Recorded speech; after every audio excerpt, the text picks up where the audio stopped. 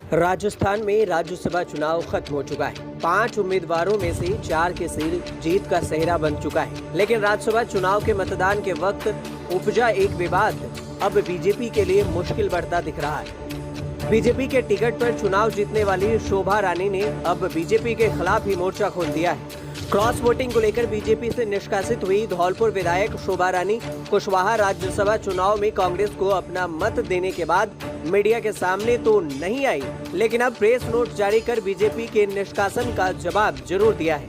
2 पन्नों के इस प्रेस नोट में 5 पॉइंटर के साथ शोभा रानी ने बीजेपी को आईना दिखाया है। विधायक शोभा रानी ने अपने प्रेस नोट में लिखा है, नंबर 1, धौलपुर उपचुनाव के लिए मैं और मेरा कुशवाहा समाज बीजेपी के पास नहीं गए थे, बल्कि यह लोग मेरे परिवार को तबाह करने के बाद जब इन लोगों को लगा कि धौलपुर जिले के साथ साथ पूरे राजस्थान का कुशवाहा समाज बीजेपी के हाथ से निकल सकता है, तो खुद चलकर आए थे और मेरी समाज के प्रदेश अध्यक्ष एवं जिम्मेदार 20 बुजुर्ग और युवाओं के सामने कुछ वायदे किए थे, उनमें से एक भी वायदा पूरा नहीं हुआ।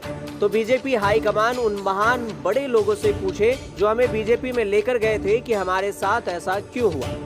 नंबर 2, धौलपुर नगर परिषद चेयरमैन चुनाव में मेरे समर्थक और बीजेपी के जन्मजात कार्यकर्ता और अग्रवाल समाज के प्रदेश अध्यक्ष सम्मानीय श्री गिरीश गर्ग जी की बहू को बीजेपी की ओर से नगर परिषद चेयरमैन का प्रत्याशी बनाया गया था। हमारे पास में जीतने के लिए संख्या भरपूर थी, लेकिन बीजेपी के राष्ट्रीय नेता ने हमारे जीते हुए बीजेपी पार्षदों को कांग्रेस को देकर कांग्रेस का चेयरमैन बनवा दिया और बीजेपी को हरा दिया, जिसकी जानकारी जयपुर से लेकर दिल्ली तक दी गई थी।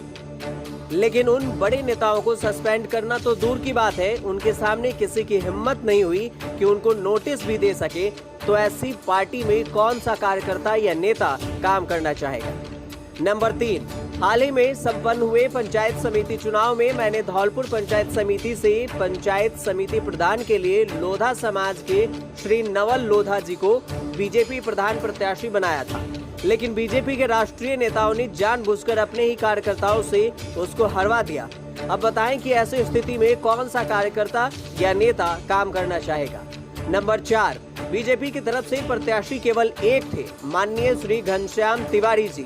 हमको विश्वास पात्रों में न रखते हुए यह बोला गया कि आप लोगों को निर्दलीय उम्मीदवार को वोट करना है, और वह भी उस व्यक्ति के लिए जिसने 2014 में हमारे खिलाफ पूरे देश में अपने चैनल पर झूठी अफवाह फैलाई थी, और वह व्यक्ति पैसे के दम पर पूरे नंबर न होने के बावजूद भी खुलेआम क्रॉस वोटिंग की चर्चा कर रहा था।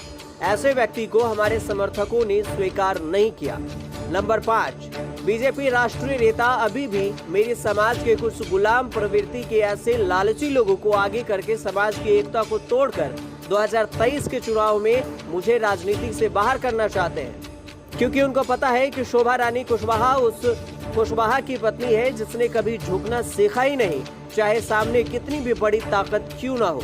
और ऊपर से धौलपुर के सीट को हमने लगातार 3 बार जीता है, तो यह जानते हैं कि अगर चौथी बार यह जीतेंगे तो इनका कद राजनीति में बहुत ऊपर चला जाएगा। इसलिए यह चाहते हैं कि कोई ऐसा कुशवाहा गुलाम मिल जाए जो उनकी हाँ में हाँ मिलाता रहे और यह लोग कुशवाहा समाज के वोटों को लूटते रहे।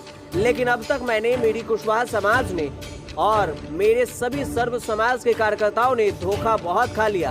अब कोई हमें दोबारा से धोखा दे या हमारे कार्यकर्ता को और हमें मंजूर नहीं, और किसी भी नेता का वजूद उसके कार्यकर्ताओं से होता है। इसलिए हमारे कार्यकर्ता ने खुद निर्णय लिया है कि वे खुद ऐसी पार्टी में नहीं रहना चाहते जिसके राष्ट्रीय नेता की अपने ही प्रत्याशियों को हराने का काम करे। मुझ पर कार्रवाई करने के लिए बहुत बहुत आभार, लेकिन बीजेपी ने जितनी तत्परता मुझे पार्टी से निष्कासित करने में दिखाई है, अगर इतनी ही ईमानदारी से पार्टी के विरोध में काम करने वाले अन्य बड़े नेताओं पर भी दिखाओगे तो आम कार्यकर्ताओं को खुशी होगी। ब्यूरो रिपोर्ट, राजस्थान तक।